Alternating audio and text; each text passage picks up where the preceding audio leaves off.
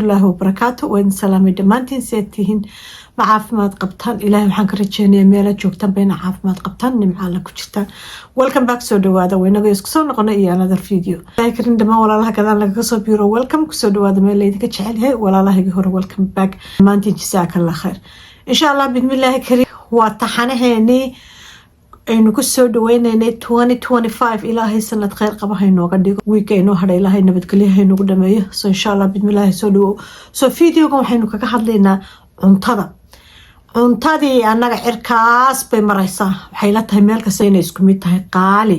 shaygii $2 aad kooga $10 maraya shaygii $5 aad kooga sometimes grocery-ga markaan aad alaabta soo qato waxaan dhahdaa waan yaaba waxaan dhahdaa miyaad soo khaldantay marka adeegii cirkaasu maraya hilibkii kada war wax kasta way qaali garoobeen waxaynu sameynaa markaa ila cuntana waa u baahano cuntadii kama maarmayno grocery-gina wuu kacay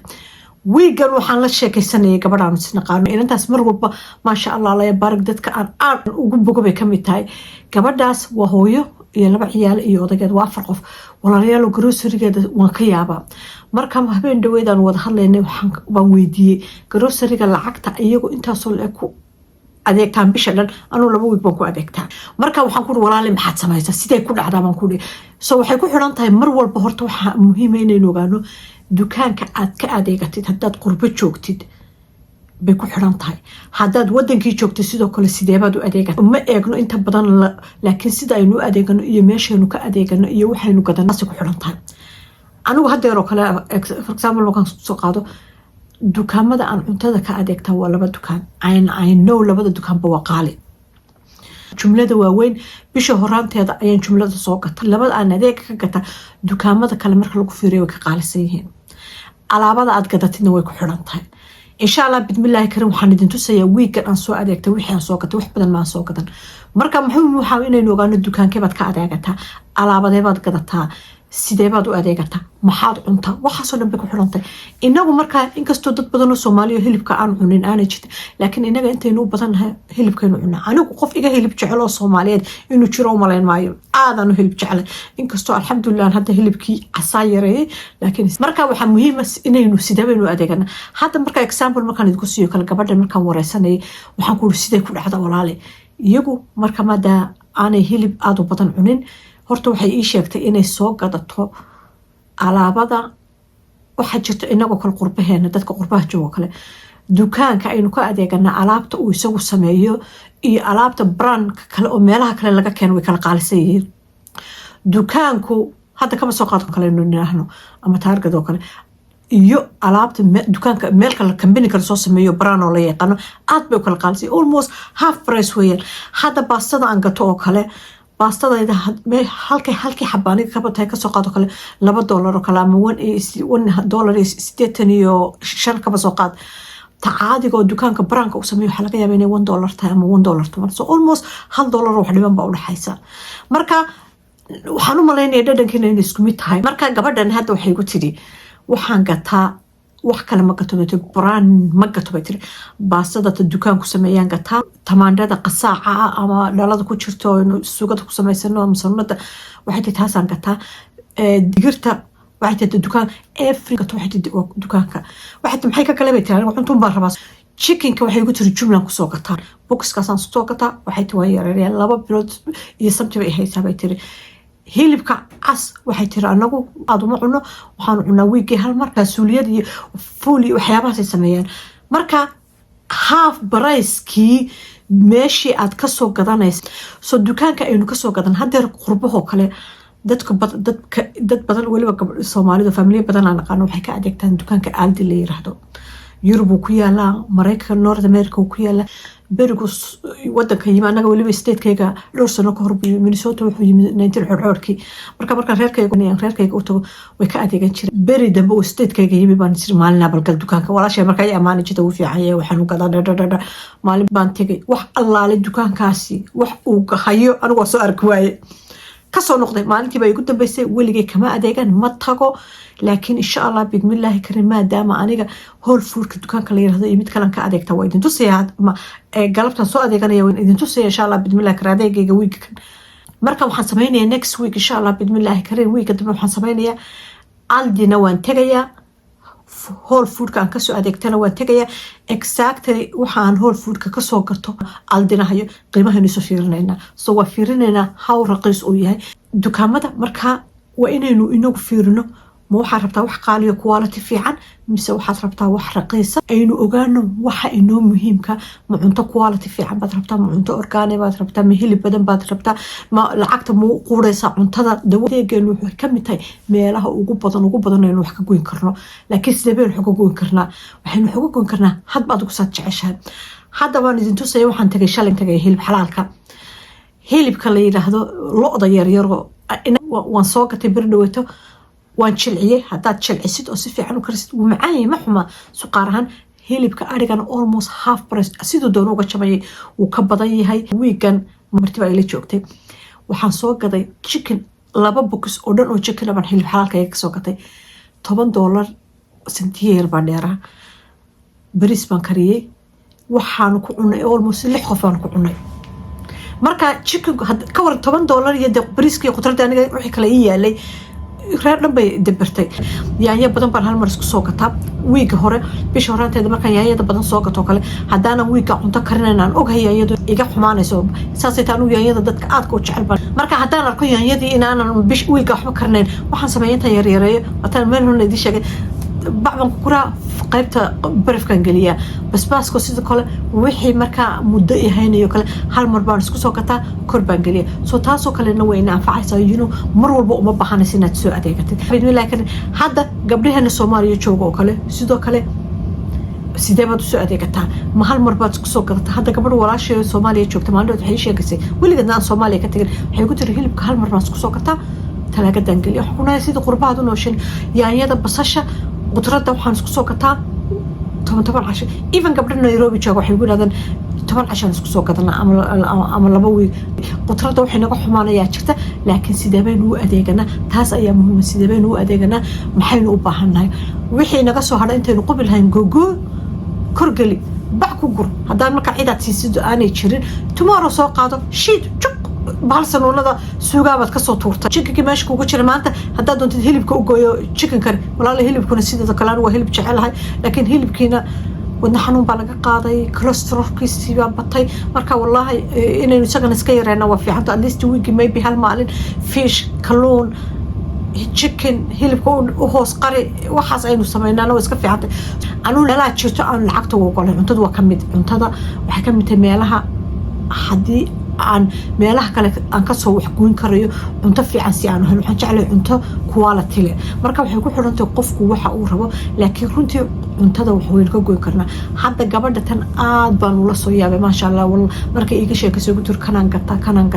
gata laba wiil oo quruxdooda aad yaabaysid bay leedahay maasha Allah ninkeedu suu yahay reer degaway gabadhaas sidaas ay tahay hadana gabadhan dadka aad ka cuntada kariya maasha Allah gurigeeda habeen iyo maalin waxbay karinaysaa cunta u taala maaha qof dayacan yani qof baynu oran karnaa qofkan lacagta gross cuntadiisu waxay u yartay because wax ma cunaan no reerkan reer cunto karsada weeyaan si fiican u kariya nool maasha Allah naag cunto karin jecel laakiin maasha Allah waxbay isku kala dabartaa insha Allah bidmillahi karin bal aynu eegno waxa aynu gadanaa miyay ka qaalisan yihiin waxyaabaha kale dukaan qaaliya miyaynu wax ka gadanaa xilli qaaliya miyaynu wax gadanaa meel ka jaban ma jirta cuntada aynu gadanaa quality fiican ma leedahay greens ma ku bedeli karnaa maanta intaynu hilibka iska waxyaabo kale oo la isku samayn karaa jirta si caafimaadkeenana aynu u eegno jeebkeenana aynu u eegno insha Allah bidmillahi karin soo waa taxanaheennii maanta raashinka insha Allah bidmillahi karin intaan video kale ku kulmayno khayr baan idin rajaynaya fadlan videoga like noo saar subscribe and share kare ku soo bir family-geena YouTube insha Allah bidmillahi karin kaalaya ila soo adeegii wiiga ayaan doonaya insha Allah bidmillahi karin hadda ayaan dukaankii soo galay meeshii flowerada ayaan ka bilaabay fresh flowerka aad ayaan u jeclahay bishii at least hal mar ama 2 jeer markuu iga qalala ayaan soo gataa maasha Allah niyadu u fiican yahay meesha hadda halka waxaan ka rabaa strawberry iyo fruit baan ka gadanaya insha Allah dukaanka waxaan ku jeclahay waxoogaa qaali laakiin mar walba qudradiisa iyo fruitkiisu waa fresh maasha Allah wayna ka macaan inta badan dukaamo badan aan isu fiirfiiriyay badanana waa organic marka de waxay yiraahdaan waxa qaaliga ah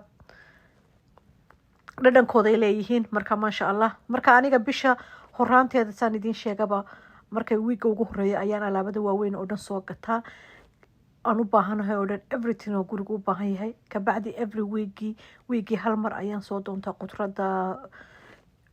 furuudka caanaha snaaga roodhiga waxyaabaha dhammaado oo dhan aan soo gataa sidoo kale hilibka isaga laftigiisa inuu iga dhammaado maahaane at least 2 bilood 3 bilood baan isku soo gadaa maasha allah marka insha allah bidmillahi kari sidan adayay aniga ay anfacday hadda waxaan soo maray meeshii macmacaanka sidaasaan u yara eegay waxba kamaan gadan maasha allah dukaanka markaan ina leeyahay meesha aad wax ka gadataa waa muhiim barasyadu isku mid maa hadda saliidaas